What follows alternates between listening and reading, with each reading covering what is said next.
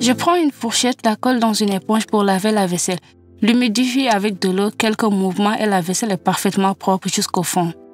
Quand je fais cuire les céréales dans les sachets portionnés, j'utilise une longue cuillère ou un bâton en bois. Chaque sac a un trou à travers lequel je passe le bâton. Avec cette méthode de cuisson, les céréales sont bouillies rapidement et uniformément. Avec cet outil, vous pouvez facilement et naturellement ouvrir tous les packages possibles, par exemple avec du lait ou des épices.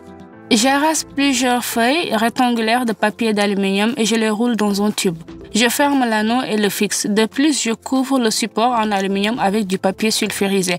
Afin que rien ne colle au papier d'aluminium pendant la cuisson, je fais un trou au milieu et la place sur une plaque à pâtisserie. Je mets la carcasse de poulet mariné dessus. Je fixe les pâtes pour qu'elles ne s'effondrent pas pendant la cuisson. Je fais des incisions et j'y insère des ailes. Avec ce mode de cuisson sur grille, même dans un four conventionnel où il n'y a ni convection ni fonction grille, le poulet sera vermeil de toutes parts. Pour nettoyer les petits poissons comme le capelon ou le sprat, j'utilise des ciseaux. Tout est très simple, je coupe la tête, coupe le bord de l'abdomen et nettoie l'intérieur avec la pointe des ciseaux. Il ne reste plus qu'à bien rincer le poisson. Dans une assiette avec de la panure, j'ai de la semoule de maïs. J'étale immédiatement une portion assez importante de poisson, saupoudré de farine de tous les côtés. Pour éliminer l'excès de farine, je transfère le poisson dans le tamis.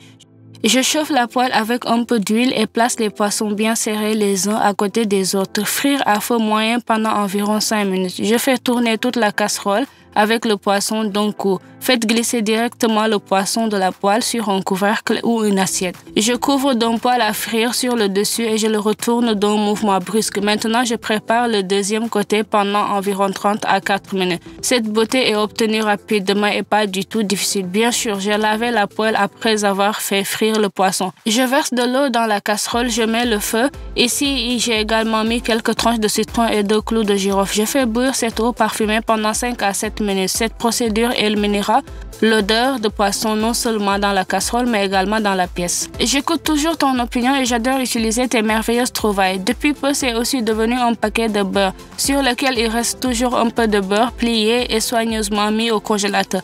C'est vraiment très pratique pour graisser le plat allant au four. Probablement beaucoup de gens ont maintenant le même problème de concombre trop grand.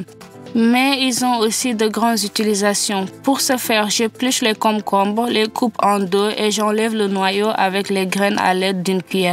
Je frotte les concombres sur une râpe grossière. J'égoutte tout le jus qui ressort. Je fais des coupes en forme de croix des deux côtés des tomates. Je les remplis d'eau bouillante. Après 1 minute, la peau des tomates est parfaitement retirée. Je fais chauffer une poêle avec de l'huile végétale. Tout d'abord, j'étale les carottes sur une râpe grossière. Passe-les jusqu'à ce qu'elles soient tendres. Après cela, je déplace les carottes sur le côté et ajoute des oignons finement hachés dans la poêle.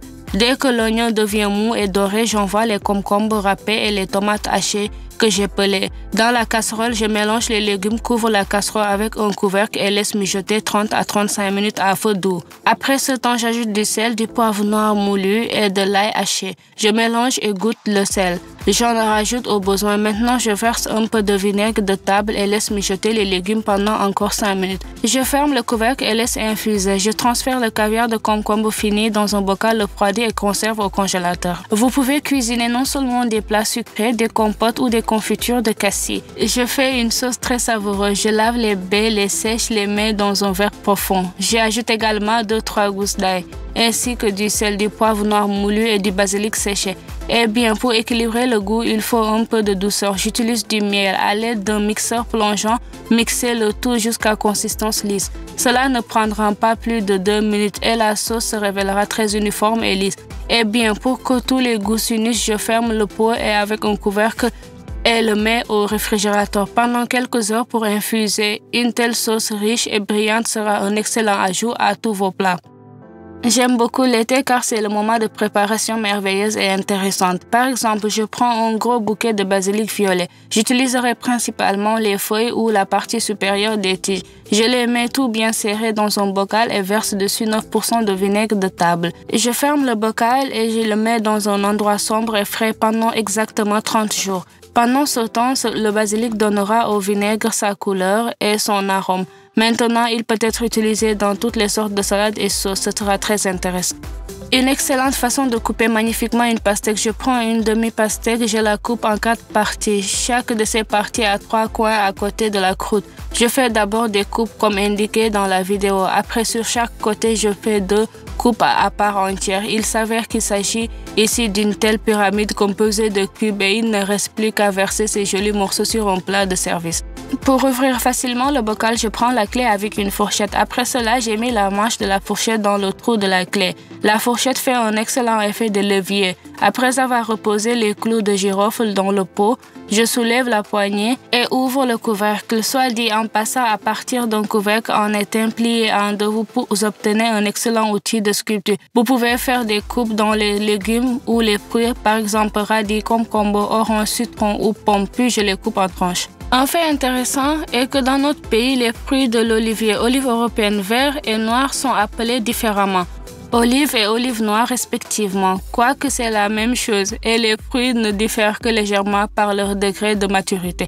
Et les olives noires ne le sont jamais.